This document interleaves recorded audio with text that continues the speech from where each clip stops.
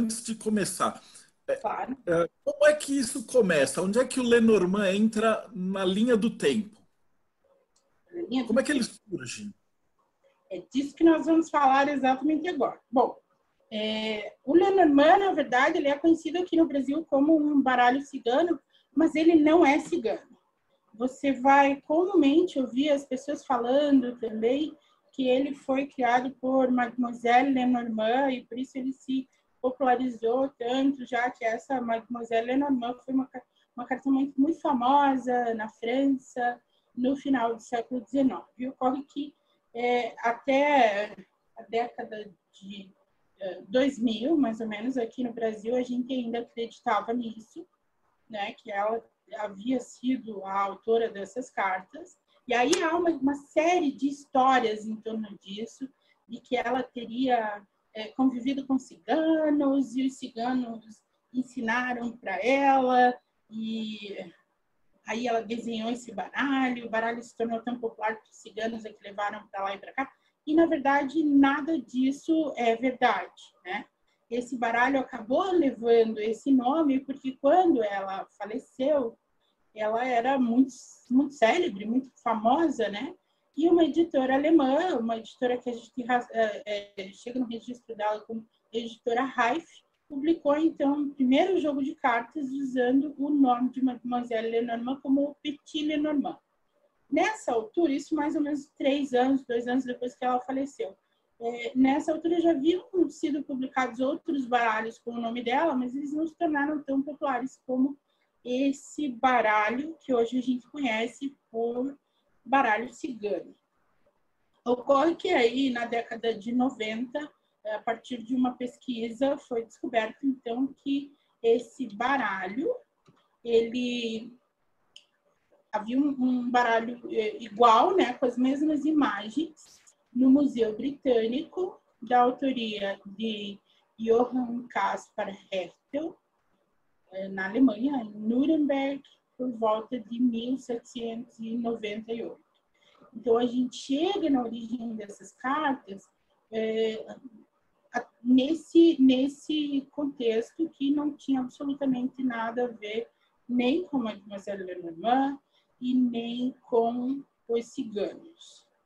Esse baralho ele foi criado como um jogo de tabuleiro, né? Era o Johann Hertel, ele era conhecido pelos jogos, pelos conteúdos voltados para a família, né? Ele tinha algumas outras publicações sempre voltadas para a família, e esse baralho entra nesse contexto de um jogo para a família, um jogo de tabuleiro.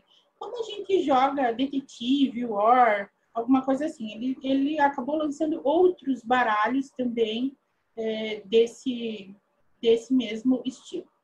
Bom, no livreto de instruções daquele baralho, que era um jogo, nas instruções do jogo ele explicava que esse baralho também poderia ser usado como um oráculo.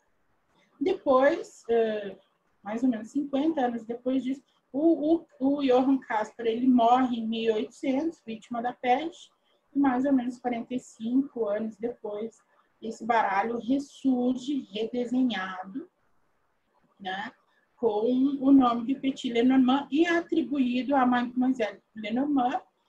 Junto com essas primeiras publicações, surge um livreto de instruções assinado por um pretenso sobrinho de Mademoiselle Lenormand, de pseudônimo Philippe Lenormand, né, que a gente sabe também que não era um sobrinho dela, porque ela não tinha esse sobrinho, era toda uma situação de marketing. E aí é que a história vai começar a ficar muito interessante. O que acontece?